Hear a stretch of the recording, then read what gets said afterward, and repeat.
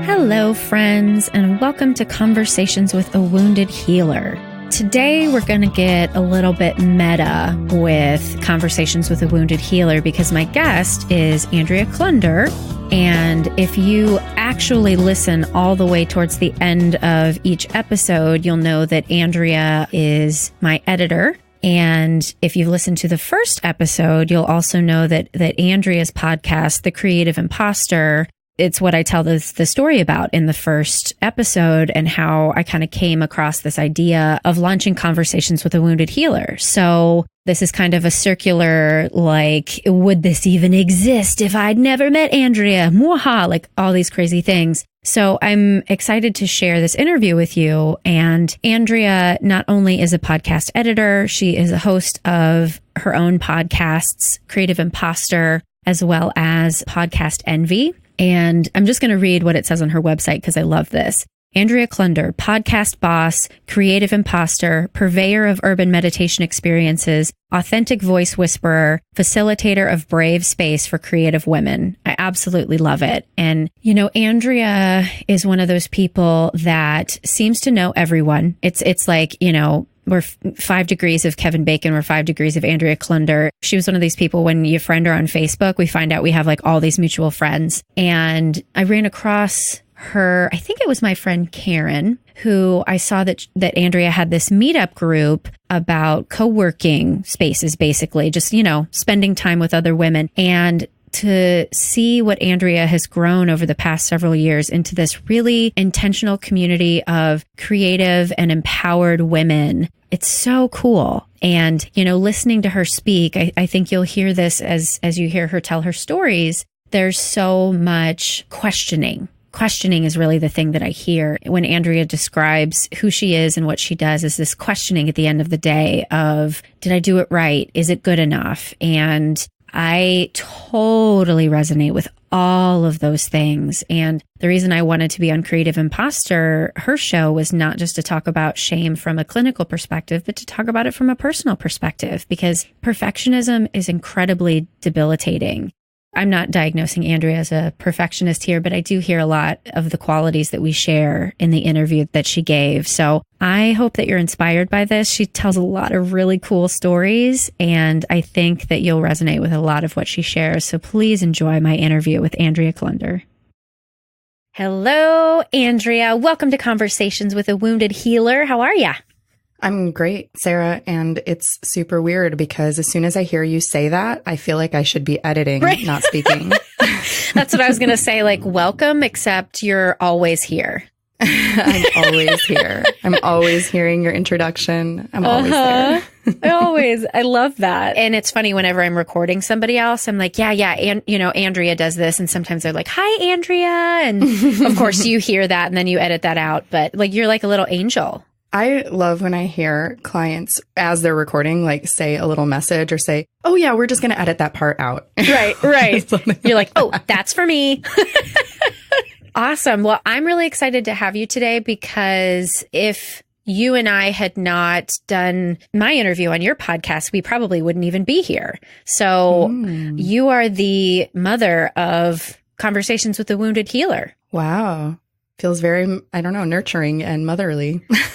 Yeah. Well, for anyone who's listened to the first episode, you know, that I tell the story of my experience of being interviewed with you and what happened afterwards and the fact that you do all the editing. There's no fucking way that I would be able to do that. And that's why, because I had first come to you initially to one of your seminars and was like, yeah, I want to do a podcast, and thinking that my partner and I were going to edit them together, and then realizing that was ridiculous and that's not going to happen. So thank goodness you exist. Yes, I'm very glad that I exist. Yay! So are a lot of people, I imagine. Well, you want to tell us who you are and what you do? Yeah, so I'm Andrea Klunder. I recently have adopted the title of your podcast boss, and I don't mean just yours. Girl. I mean like whoever wants to listen to me and be bossed around by me in the world of I love podcasting. that. But what I do is a number of things. So I produce 2 podcasts. The Creative Imposter is my primary show, and that is a show that is all about creativity, imposter syndrome, entrepreneurship, mindfulness, and doing this creative thing out in the crazy chaos of the world without feeling overwhelmed, run down, self-doubt. Well, you can feel those things, right, but like how to keep doing stuff even though you feel those things. Mm-hmm. And then my other show is called Podcast Envy, and that is the newer show. And that podcast is really centered around the craft of podcasting. Mm-hmm. And it's sort of a response to the podcasting space in general. And a lot of the digital online marketing space, I think, is very masculine dominated. Yeah. And so when you try to find like a how-to video or a tutorial, you click it and then it starts playing. And then it's somebody who's like in your face, waving their hands around and like yelling about taking your podcast to the top and making 6 figures. And I'm like, no, I can't. No, no, not at all. So I'm giving a big thumbs down right now. And so I kind of wanted to create a response to that where it's still a high energy show and it's still motivating, but with all that hypey stuff. Yeah. Because that's very inauthentic. Well, I don't know. Maybe it's authentic for some people. No, I'm going to judge that and say, no, they haven't found their true selves yet. Because that's, yeah. Ugh. Anyway. Exactly. And then besides producing those podcasts, I also do podcast launch coaching, which is how you found me through a class that I was teaching, and editing for other shows. And my editing clients tend to be just by magic of how you attract certain things. They tend to be women with shows that are about holistic healing, well-being, having a healthier lifestyle, creativity, art, mindful entrepreneurship. That tends to be who I seem to attract into my work. And I also teach a podcasting and digital journalism program at a high school in Chicago for students who have diverse learning styles, challenges, special needs, etc. And all of that podcasting stuff, weirdly, is built on a foundation of having been a yoga and meditation teacher for over 10 years. And also a background in theater and performance and creative arts. So that's kind of it in a very enormous nutshell. Right. Well, that's one of the reasons that I wanted to interview you. And when I'd emailed you and said, yeah, when are you going to be a guest? And you're like, what? I'm a wounded healer? And I was like, yeah, I think, you qualify in many different arenas to kind of be in that category. And you use the word attract, to the people that are called into your life. And I find that word coming up a lot with people on this podcast. And like, you've heard it all. So, I'm not going to qualify everything like you've heard already, blah, blah, blah, because we could continue to do that. As seen on episode 3. Right. But that word keeps coming up. And so I think that there's some correlation between the language that we use and the way in which we might allow ourselves to view ourselves in this kind of healing sort of lens. Yeah, I definitely agree with that. And it's funny because transitioning from identifying myself primarily as a yoga and meditation teacher, and I had my own yoga studio in Lincoln Park for 5 years, and I very much had my identity wrapped up in this persona of yoga teacher, meditation practitioner, yoga studio owner, entrepreneur. And then when I started shifting and taking less yoga teaching work and more podcast production work, I had this huge identity crisis problem of, but am I not a yoga teacher anymore? Am I abandoning that persona? Am I done with that? Do I stop talking about it and just secretly do it on the side because it has nothing to do with my marketing and branding for podcasting? Like, why would I learn how to podcast from a yoga teacher? Do I need 2 separate websites? Do I have 5 websites? What is happening with the language that I'm using to describe the work that I do? And it took a while to sort of sort that out, but I feel like there's a way to still have that part of my identity in terms of the yoga and the meditation where it's not necessarily that that's the primary thing that I'm selling, but it is the, I want to say, backbone or flavor that is like the through line that goes through all of my work in terms of how I approach the services that I'm selling. Well, and I think earlier you used the word foundation, and When I think of, it's funny, I guess it would be a great exercise to ask other people what they think of your brand, because when I think of your podcast, The Creative Imposter specifically, I definitely think about wellness and self-care and meditation and all those sorts of things, even though that's not necessarily what you say it's about. It's the way that you carry yourself. And that is the foundation. Yeah. And I think that I probably would not necessarily have arrived at the type of media that I'm creating or the way that I'm going about creating media without having had that experience as being fully, thickly in the yoga and meditation. I even used to do therapeutic body work without having that background and that ability to really tune into people's energy and listen and respond to what people need energetically in the moment. And actually, that's a huge part of the work that I do with high school students. That was never something that I imagined myself doing or set out to do. I sort of fell into that work because I needed paid work. Like making podcasts is great and fun, but it's not that easy to make money from making podcasts. Right. And this teaching opportunity came up at this high school, and they were like, we need a last minute digital journalism teacher for high school students downtown from South and West Side neighborhoods in Chicago who have special needs like autism and Down syndrome. So we need somebody who has teaching experience working with teens, experience working with special needs, and digital media. And I'm like, who has that? I don't have that. Right. Wow. My partner was the one who saw that opportunity because it was an organization that he was working with on a different project. And he's like, this is you. And I'm like, no, it's not. What are you talking about? I don't have that experience. And he's like, well, you've worked with teenagers. Check. In the yoga world. You have experience with people with special needs, but it was small children, like kindergartners or preschoolers. And you have journalism experience. I'm like, journalism experience, how? He's like, podcasting. I'm like, podcasting isn't journalism. And he's like, well, yeah, it is. Yeah. Yeah, because it's storytelling. Yeah, it's storytelling. It's using digital media. It's communication. And so I had this huge imposter thing, even as I was reaching out about this teaching job. I don't know how to teach a high school journalism program. And I was quickly looking for books on Kindle, high school journalism programs and curriculum. I was like, I have no idea what I'm supposed to go in there and do.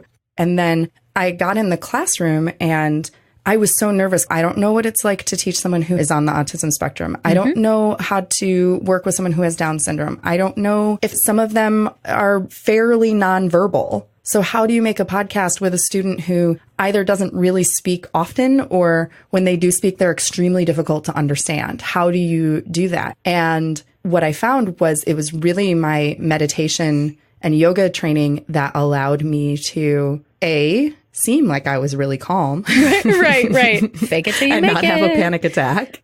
And 2, to be really present and just spend the first couple of weeks with a lesson plan, but it was very loose. And most of what I was doing was just trying to interact with the students and observe, and ask questions and get to know them and see what works for them and what doesn't work for them. And when I approach it from that, people are like, oh, how do you work with diverse learners? How do you work with students with special needs? And there's definitely research that I've done, and I've asked a lot of questions of their regular teachers and of their principal. And, I'm reading things and listening to things. So there's skills that I'm learning as I go. But a lot of it is really just being present with them and treating them like you would treat anybody else, and adjusting my expectations and what I'm bringing to the table based on what I see them responding to, which is so much of the yoga and meditation. Well, that's what I was going to say. I imagine that when one first becomes a yoga teacher, you plan everything out and you have in your head the sequences and the cues and all the stuff. And then as you gain confidence and more skill,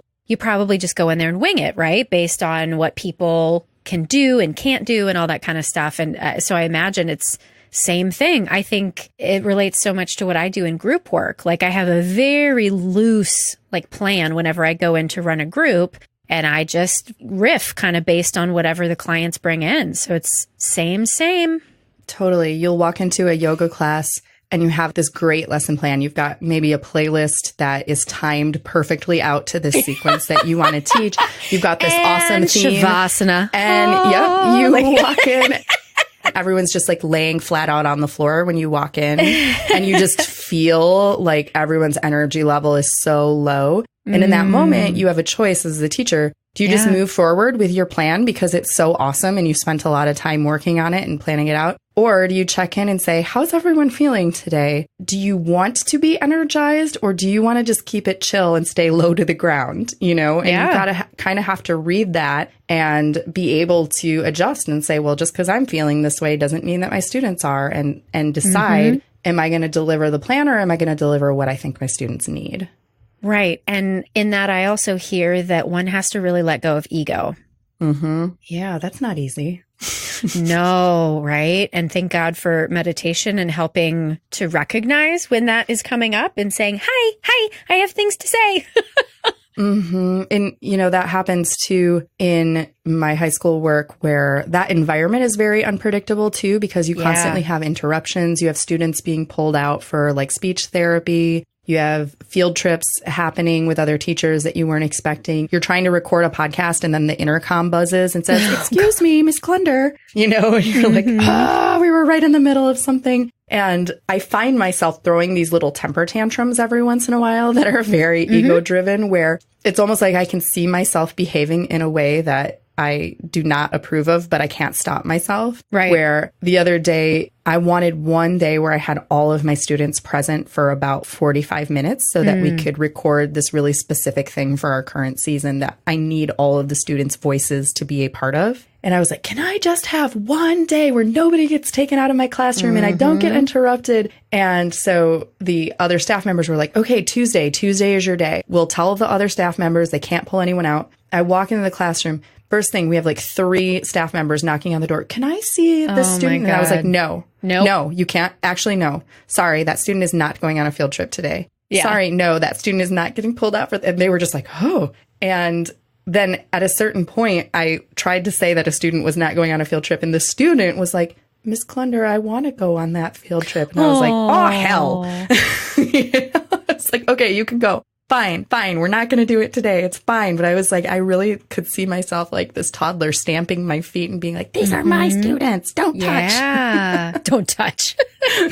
Well, I feel like what you just shared really lends itself beautifully to segueing into the wounded healer archetype, right? Because I hear you talking about the stuff that you struggle with and how that manifests itself when you're doing healing work. And we'll get to the healer stuff, I think, after the wounded healer. But I really hear this as a very healing modality that you're using for these students, right? Like, you know, in the therapy world, we've got art therapy and music therapy and all sorts of things. Podcast therapy is what I'm hearing this really kind of is.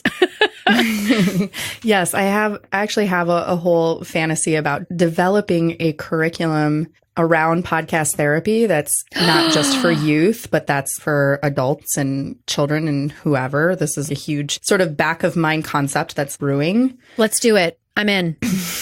No, seriously, like I'm in. If you need the clinical background, I'm in. Sweet. Yeah, done. We need to make that because I never thought of it as that. And it makes sense. I should have known it's that. I really should have, because I thought of the program as I'm trying to teach them media literacy and skills and how like things that maybe they can use in their work life after school. And I was having a conversation with one of the full-time special ed teachers that I partner with. And, you know, I was getting frustrated because there was like certain things we were trying to do and the product wasn't quite coming out the way I wanted it or that I thought it could. And I felt like we were slow and we were not getting stuff done. And she's like, honestly, Andrea, just giving them the microphone, the recorder, and giving them space and opportunity to talk in an uncensored way. Yeah. And then giving a space for people to hear what they have to say. That's all you need to do, and your program is already successful. Everything else is just bells and whistles. But a lot of these students, they don't have the opportunity to speak what's on their mind in a public way. Right. And they don't think anyone cares or wants to hear what they have to say. And so then when we check their show, because their podcast exists everywhere that my podcast exists and everywhere that your podcast exists. And what's it called so people can search for it? Oh, yeah. It's called Power Your Story. And it's on Apple, it's on Spotify, it's on Google Play, it's on Stitcher. You can find it on YouTube and Facebook and all the places. And when I check in, we log into their back end of their podcast and we look at their stats, right? Their downloads. And if you're a podcaster, it's very easy to get obsessed with download numbers and stats and how many people are listening to my show. I keep looking. That's the ego piece. Go on. Totally. And, you see people in Facebook groups that are like, I only have this many downloads. How do I get more? This is unacceptable. Why is this so hard to get listeners? And then I log in with my students and I'm like, you guys, 500 people have downloaded your episode. And they're like, what? Wow. 500? And a lot of podcasters would be like, 500, that's nothing. Because it's not enough to get sponsors or things like that, in the professional space. But even when there were 50 people who had downloaded their show, they were like, 50 people wanted to hear what we have to say. And I'm like, yeah. And they're just completely blown away by that. And I think that's teens and youth in general, right? Yeah. A lot of times in our society, teens and youth are getting like eye rolls in public spaces, or you're getting talked down to like their opinions aren't valid or their thoughts aren't valid. And a lot of what they have to say is actually very insightful and very brilliant. And they surprise me constantly with the things that they come up with when they have the time, the space, and the platform to actually say it and to think it through. It's so therapeutic to give voice to someone who their voice is squashed or squelched, whatever word goes in there, whatever squa word goes in there. I mean, to think of all of the special needs kids that, I've ever been around in any sort of capacity, whether it was as a therapist or a peer or anything like that, to think of putting the spotlight on them for a minute, like it gives me chills. Like if I were like letting myself really tap into that, I would totally start crying right now because it's so profound. And that, my friend, is healing work. Yeah. And I think healing for them, but also for me and for people to listen to, because it's really opened my eyes to something in society that if I had thought about it, maybe I would have seen this, but I never had a reason to really think about it. How, I don't know if the word is inhospitable or hostile, even, that our society is for someone who has difficulty managing everyday, quote unquote, normal social interactions, like going to a store and purchasing something and walking away with the correct change. Right. Or how unfriendly, at least our city, Chicago, is for people who have to navigate in a wheelchair. There's so many places you cannot go. You just cannot go. Yep. Because we have old buildings with tall staircases and it's always cheaper to rent a space on the upper floor. And so, no, you can't go to that art class, or no, you can't go to that show, or you can't do this or that. And then to see like how a lot of times people will be accommodating of, students who, or anyone, adults or youth, whoever, who have these challenges in terms of mobility or cognitive function or social emotional function. You'll see people being accommodating almost begrudgingly. Wow. Or you don't necessarily know right away that person has a social, emotional, or a cognitive challenge, right? And so you're like, why is this person being a weirdo? Why is this person taking so long? There's a whole lot of impatience, and I was sort of blind to it until now when I've taken my students out in public and we've gone on CTA buses and we've had problems with other seemingly perfectly, quote unquote, typical, you would think rational adult people responding poorly to the mere presence of my student who's talking a little more loudly than is socially acceptable on a CTA bus. Do you know what I mean? Oh, goodness. Or whatever it is. And it's just teaching me to, when I'm in public spaces and I'm around other people who I don't know, to be a little bit more patient and accommodating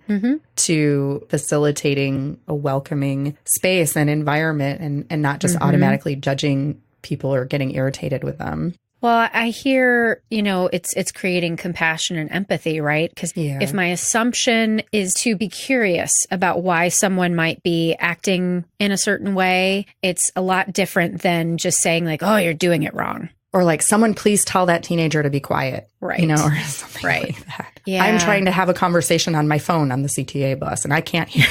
Right. 'Cause that's a great place to take phone calls. Well, what is your response to the word healer? Because everything that you have been saying here is healing work. So I don't know if you call yourself that, but I want to. I don't think I use that terminology. I did for a brief moment when I was primarily focused on yoga, meditation, and therapeutic body work. I think the time when it was easiest for me to identify with that word was when I was actually doing hands-on manual therapy. And I think there was a version of my business card at one point in time that had that word on it. Oh, interesting. In conjunction with other things. And I remember that I put it on there and it was almost like an experiment. And then I was like, I don't like this word on my card because I don't know why. It just didn't feel right. And I could say, oh, I'm doing therapeutic work. The word therapeutic felt better because that implies learning and skill and technique or something like that. But with healer, I always, even in my therapeutic body work experience, we were very conscious of and taught that no matter what benefit or relief that we can give a client, ultimately, they are going to improve or get better or have less pain or release more stress or have a healthier body if they themselves are going to do some of the work, most of the work, right? I can give you a 60-minute therapeutic bodywork session. And if I am trying to undo years of, ergonomic problems or years of emotional stress that's caused you to pull your shoulders up by your ears perpetually and not even know you're doing it, and to close off your chest and round your upper back, I'm trying to undo years of that in a 60-minute session. It's probably not going to happen. Right. You're going to feel some momentary relief and you're going to feel what it feels like to have your shoulders and your chest and everything be open. But it's not going to last because you're just going to go back to your same patterns unless you're willing to do a lot of that work. And so I would get frustrated that I would have a client say, oh my God, this is amazing. I'm healed. I feel so much better. And then they wouldn't do any of the things that I wanted them to do or asked them to do or shared with them. And then like a week later, they're like, oh, I feel terrible, and I'm like, well, duh. Do what I say. Like I can't do this for you. This is on you. Come on, And so I think in our culture, we have this perception that we can go to someone who is a healer and get fixed. I know. Ugh. And I know for myself, that's never going to be the case. I actually have this story that I like to share that before I became a yoga teacher, I was taking yoga classes and I was working full time in an office setting at a nonprofit arts organization. And I had this problem on my foot. I was in my 20s, my early 20s, and I had this problem on my foot where it was basically a bunion on my big toe joint, where it's calcium deposits that build up on your big toe joint and they create this hard knob. Sounds really sexy. Right? And it was painful. My foot was hurting every day. Like shoes were rubbing up against my foot. Everything hurt. And so I went to, full-time job back in the days when I had awesome health insurance. Yeah. I went to a podiatrist. And the podiatrist takes a look at it and yes, well, this is calcium deposits from undue stress on your joint. And we can do surgery to remove it. But due to the following factors, we'll probably have to repeat the surgery again in a matter of 3 years because it'll just come back. The factors are the fact that you're female, because this particular thing tends to show up more in females.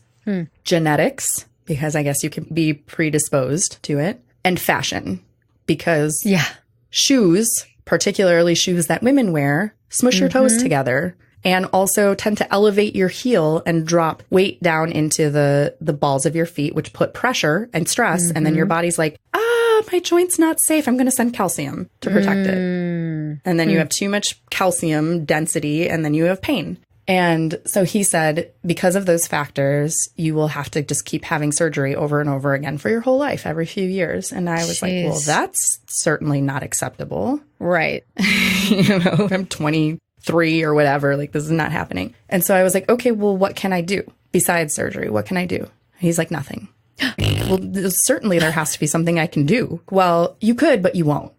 What the fuck you, doctor? Okay, well, assuming that a miracle happened and I did, what would it be? He basically told me to wear Merrells and Birkenstocks.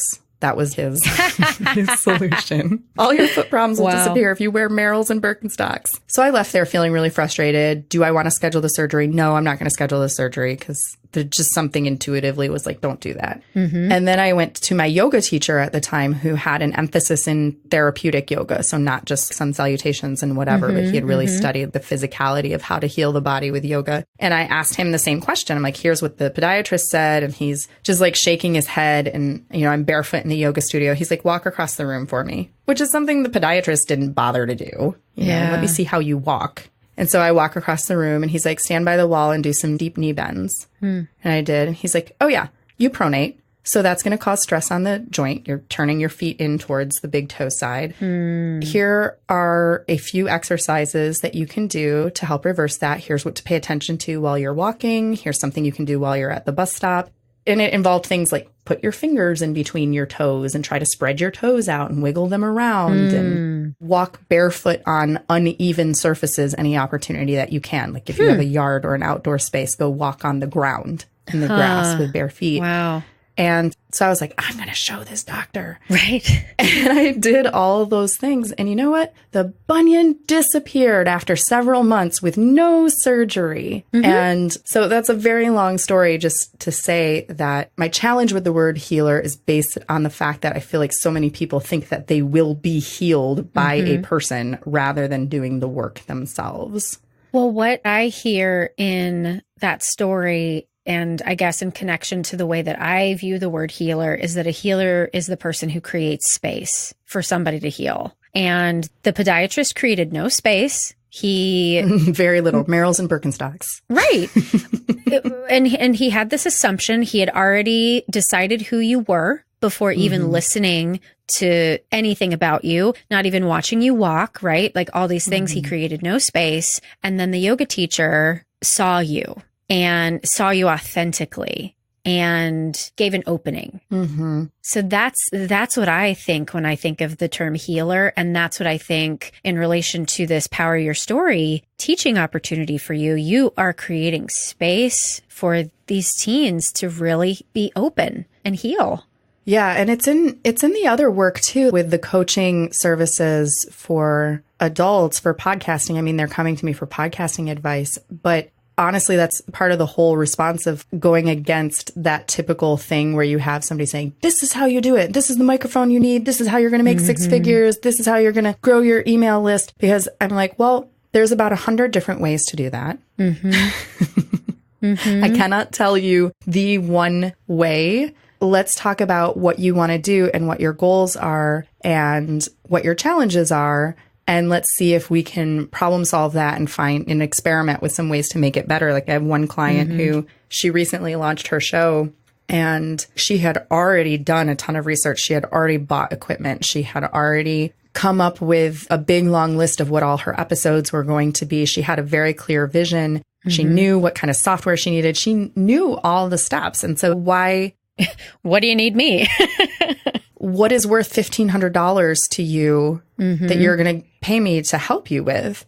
And she was like, I just don't feel confident with my voice. And I feel like if I don't have the accountability and I don't have somebody helping me, I will never do this, even though I've already done all this research. Wow. I've already bought all the equipment. And so a lot of the work that we were doing, I had not anticipated that. That was when I laid out what that launch program one-on-one looked like for somebody. I knew that there would be room for customization, but I had not put module on being more confident with your voice. Right. You know what I mean? Wow. And it's something where it's like, oh, yeah, okay, well, we can work on that. What are the ways that we can, use technology to help support you and make your voice sound even better, because that's a thing. You can use technology to help you. That's what it exists for. And then B, what is it about your voice that is challenging you? When you listen back to it, what is it that you are not feeling great about or you're not responding to? And can we practice some things? And can I pull from my theater background, for God's sakes? Right. And give you some voice techniques and some acting exercises that help you feel more comfortable in the way that you're communicating. And so it sounds like, podcast launch coaching, it suddenly becomes this therapeutic thing. And I even had one of my mentors who I work with, Elsie Escobar, I did a coaching program, a pretty in-depth coaching program with her last year. about where to go from here with podcasting. I've done this, this, and this. I'm pretty happy with my show. I have a few clients, but what's the next thing? And she told me to do this exercise that at first I was like, oh, I don't want to do that. Right? Because whenever a really good mentor or coach gives you an exercise that's specific for you, you always have that thing. You don't want to do it because you know it's going to make you look at something. Yep. And she's like, I want you to take your audio recorder and I want you to record and not have a plan. Don't have a plan. Don't have bullet points. Don't have a script. And don't even think of it as a podcast that you're going to show to anyone. Just make it an audio journal where it's just you and the recorder. And here are a few questions I want you to consider. Ask yourself the question out loud while you're recording and then answer it while you're still recording. And she said, I want you to limit yourself to, I don't remember what it was. It was 3 minutes per question or 2 minutes per question or something like that. So that's all the time you have to answer that question. And they were questions like, what do you love to do most in the summertime? Or what would make you really happy right now? And then to use those journal prompts in the audio format so that you can really hear yourself saying those words. Because it's one thing to look at words written down on a piece of paper, and it's another thing for your brain to hear your own voice saying something.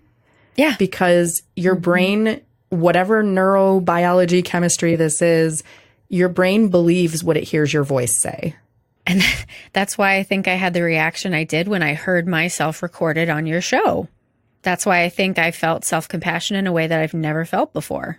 Because it was outside of myself. And it's funny because I don't use bullet points and I don't have much of a plan. I have like the questions that I share with you, but it is all kind of spontaneous. And I have found this being very therapeutic because when I go back and listen to the episode, I'm like, oh yeah, I remember I know that. And I forgot that I know that. And that's something I can reincorporate to my life, or, whatever it is, hearing myself and being able to appreciate how much I've learned in my journey.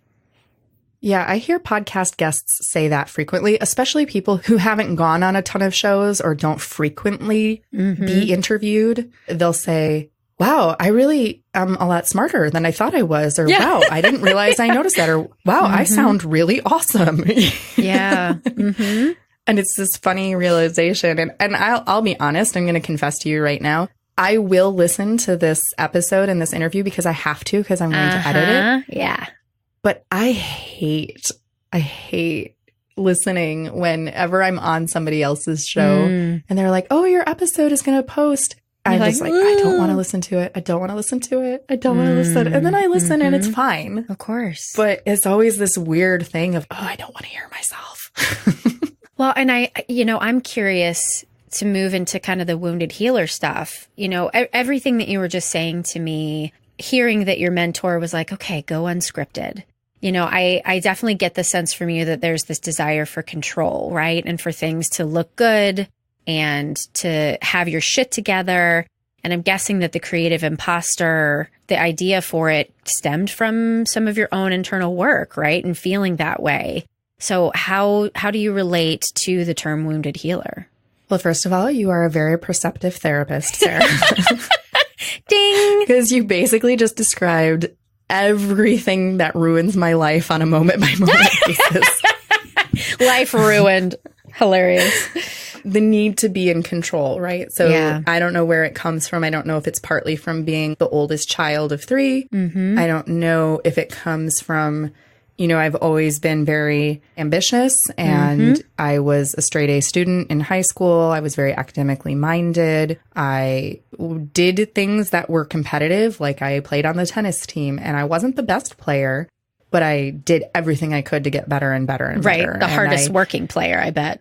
Maybe. And, I was in theater, so I did musical theater and choir, and you had to audition for stuff. And I didn't always get the lead role, but I would rehearse and practice and do everything I possibly could to show up and be the best. And so I have this constant type A kind of drive. And when I am not in control of a situation, which let's face it is all the time. Right. Yeah. I actually feel I'm somehow letting everyone down. Yeah. And even today I told you before we officially began that I had the flu for about a week and immediately followed by laryngitis. And then today I had to get up and go teach my high school program and I had a migraine and could not go. And I had to call in sick. And I was sitting there with the phone in my hand, like, I can't call in sick because my students were expecting to do this today and I'm going to let everyone down and it's going to be an inconvenience. And it's like, I have a migraine. You are not in control of these things. And I'm like, I should be able to fix myself. I should be able to get better. You know, I shouldn't be sick for 2 weeks. And so I think that the whole idea for the creative imposter came about at a time when I was at my lowest. I had that yoga studio that I had for 5 years. The reason it was only 5 years is because I ran out of money. I could not keep it afloat. I was making money, but I was spending it and burning it much faster than I was making it. Right. And I was energetically tired. I was trying to do everything myself. There was too much to do. You know, I was selling a yoga business and a healthy lifestyle, and I was doing none of those things myself because there just wasn't time and energy.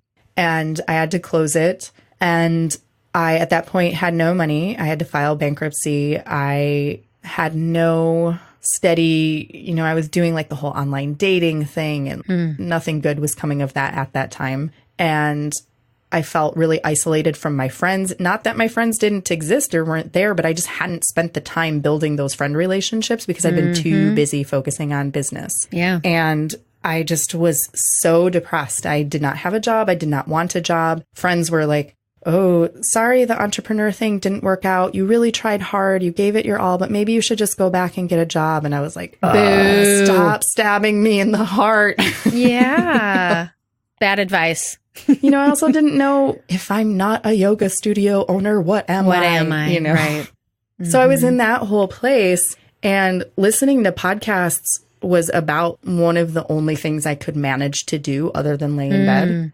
That really helped me because when I was listening to these podcasts, they were entrepreneurial. They were about holistic lifestyle. There were some meditation ones that I listened to. I could imagine that podcasters' whole world and their community and their online space and their, you know, getting up in the morning and drinking a cup of tea and recording a podcast episode, like reality or fantasy, whatever. It pulled me through that there was this hope of this thing. And I was like, you know what? I don't know how to start a new business with $0.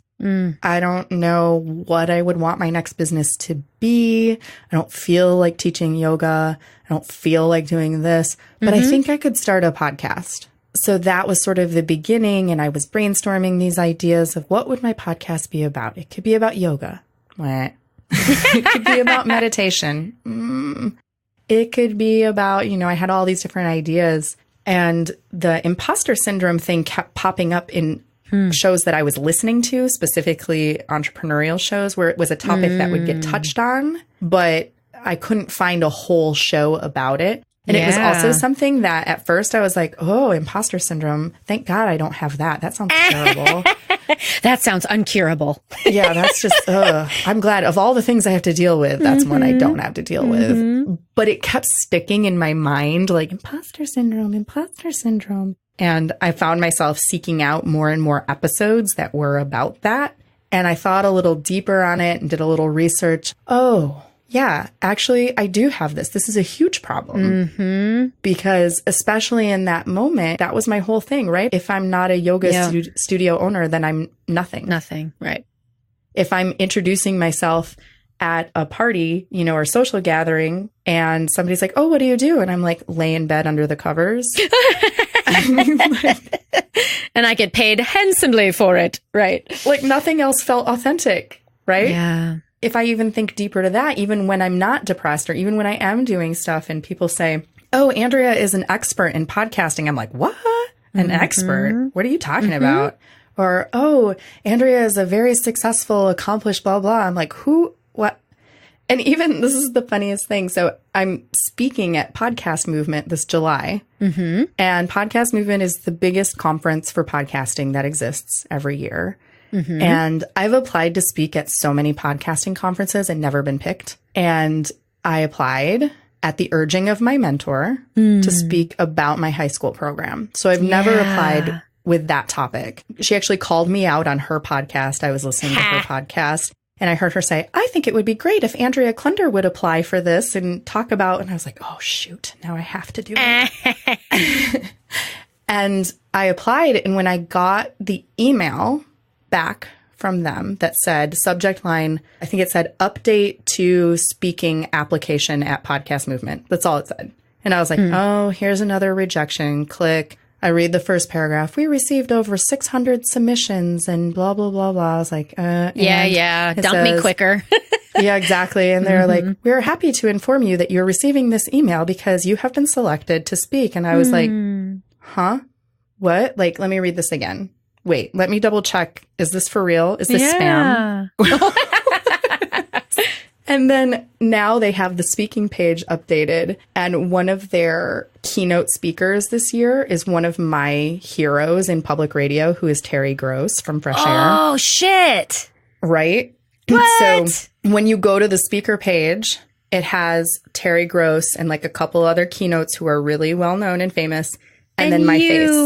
You can see my face and Terry Gross's face on the same freaking screen. Oh, and I'm like, cool. oh my God, screenshot for posterity. I'm on the same webpage as Terry Gross. You have to keep looking at it to make sure it's real. Right. You know? Oh, that's so cool. So silly. You know, in all of this, I'm also hearing the irony of, you know, being a type A high achiever person. And that's the goal, right? Is to manifest all of this stuff. And when you manifest it, you're still like, oh, fuck, this just can't be real. It's this dichotomy of I want this, but I'll never get it. And even when I get it, there's some lack of acceptance in it. It's like I have nightmares where I walk on stage and somehow I forgot that I was speaking and I didn't prepare anything and I'm not wearing the right clothes. And I'm like, right.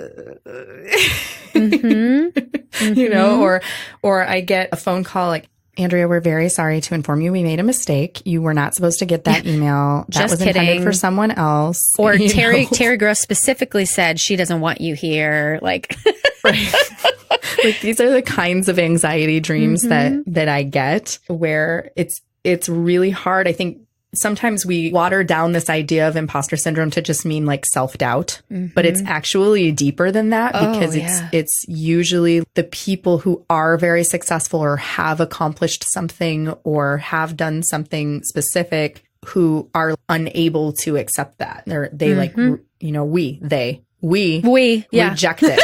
Yeah. You know? Yeah. Let's be honest here. Who's our audience? Us. Right. Exactly. We reject it. It's like, oh, you've done this amazing thing. We'd like to recognize you for it. And you're like, oh, no, I was just lucky. Oh, that must be some mistake. You're talking about somebody else. Or I couldn't have done it without this or that. I was interviewing somebody who was saying this. Maybe it was Stacey Herrera on my podcast who said that she felt like the word humble should just be eliminated from the English language. And she was just like, no, like own your shit, own your accomplishments. Don't be humble. Don't be, you know, demure about like, oh, it's no big deal. You know, you don't have to be a jerk and you don't have to be bragging. Right. Look at me. I'm the best podcast coach ever, you know, but don't feel like you have to play down your accomplishments and not let them shine. I've found for myself, because that's something I struggle with, because I struggled in my own family with this message of, you know, humility was what Christians were supposed to be and yada, yada. And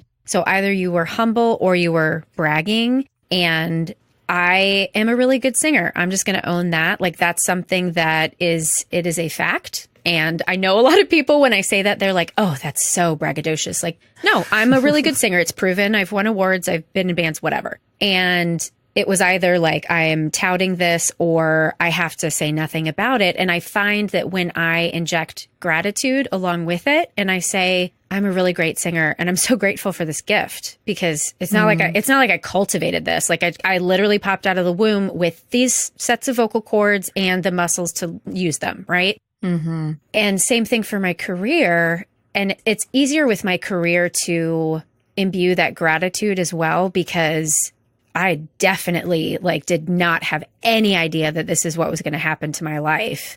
And so to hold those two things at the same time, I think that's what people are looking for, right? Because that's the authenticity of, I am here and I'm not going to apologize for it. I'm not going to back away from it, but I'm also going to tell you that it took a lot of work and a lot of gratitude.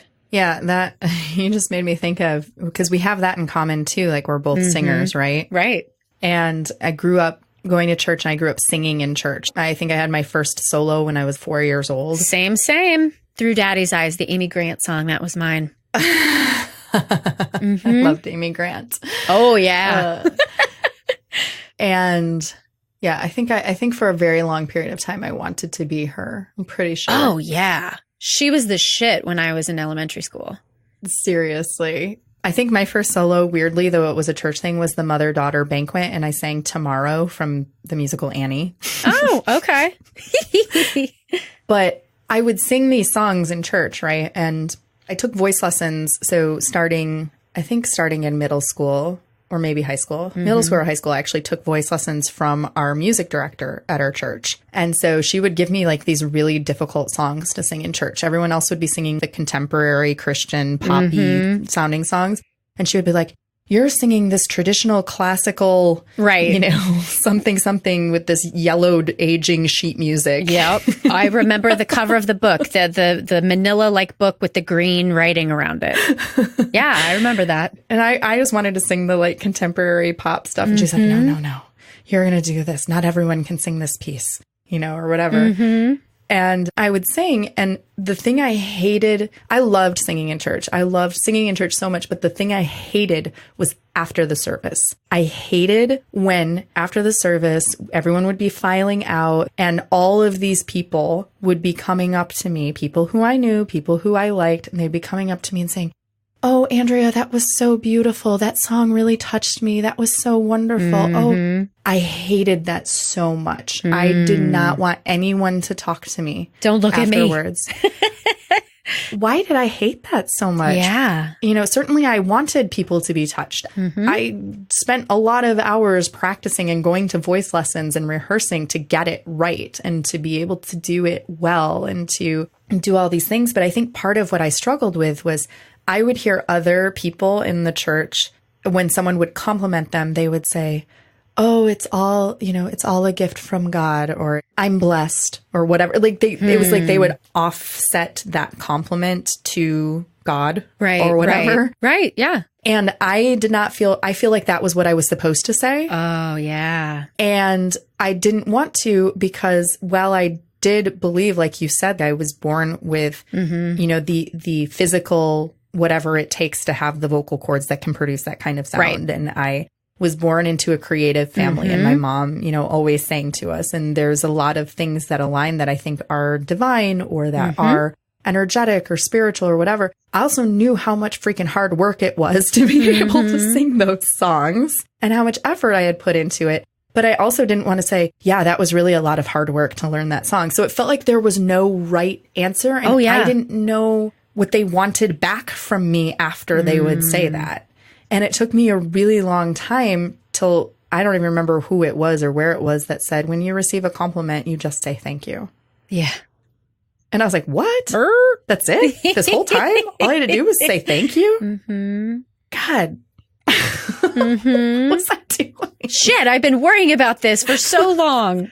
And all I have to do is say thank you and it's done and it's accepted. Because if you say, oh, it's nothing, it's sort of like you threw their compliment back in their face. You know? Yeah, my husband, I always tell this story when people are talking about not being able to accept compliments. My husband is so sweet and he, for whatever reason, really likes when I wear workout clothes. He's like, oh, you look so cute. And there was one day where I was going to work out and I've, no makeup, looking a mess, whatever. And he's like, oh, you're so pretty. And I looked at him, I'm like, ugh, or, whatever, kind of throwing it back at him. And he's like, it really hurts my feelings when you say that, because basically when you don't take my compliment, you're telling me that I'm stupid. And I was like, ooh, you're fucking right, man. So thank you.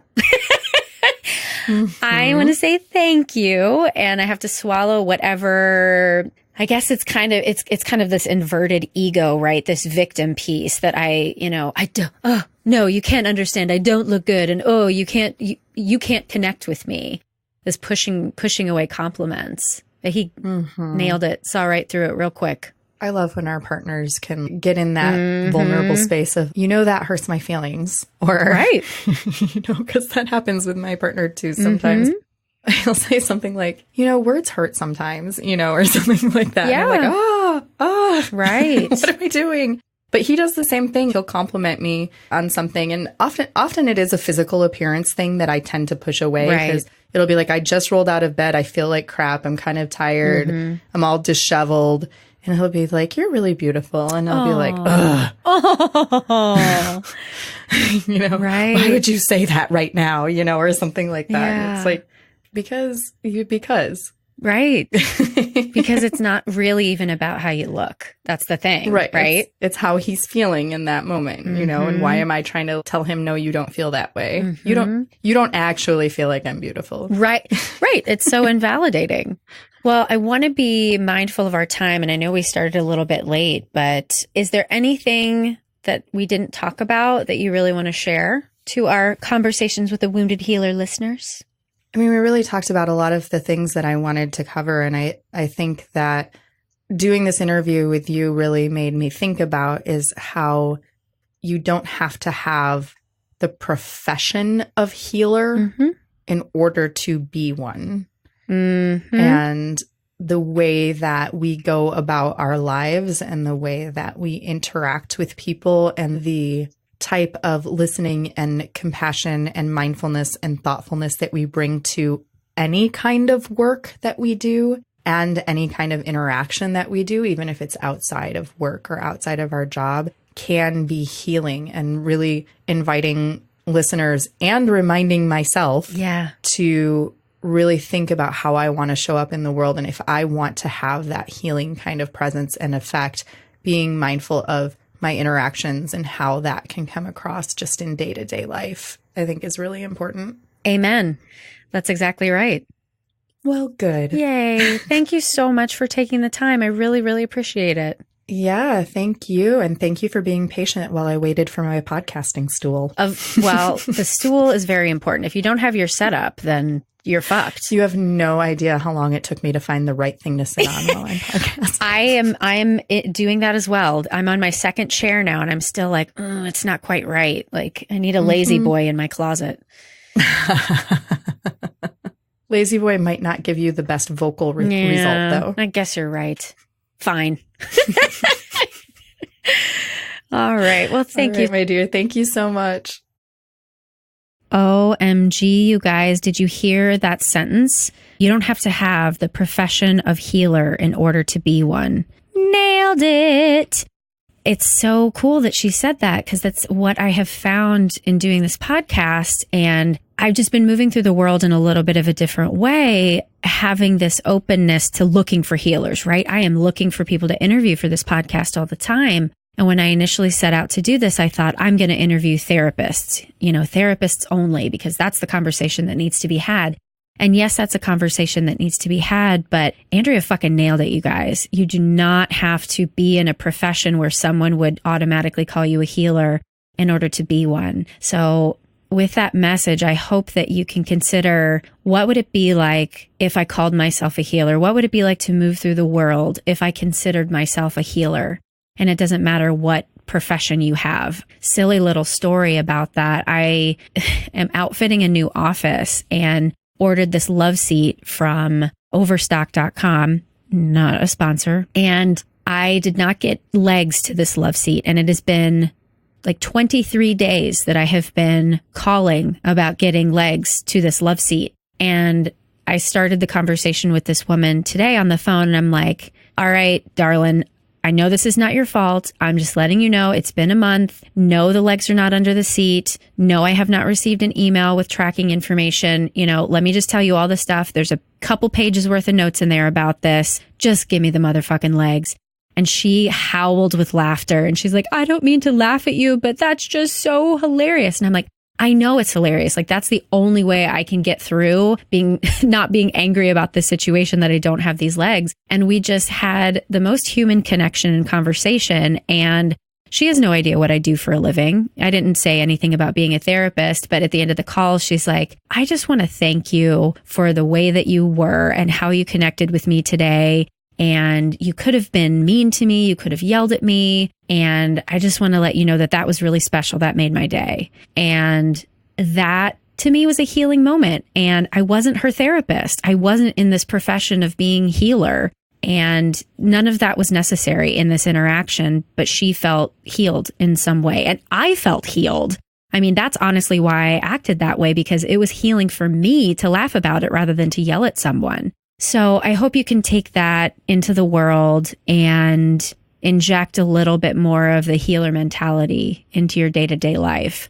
So thanks to Andrea for inspiring that conversation.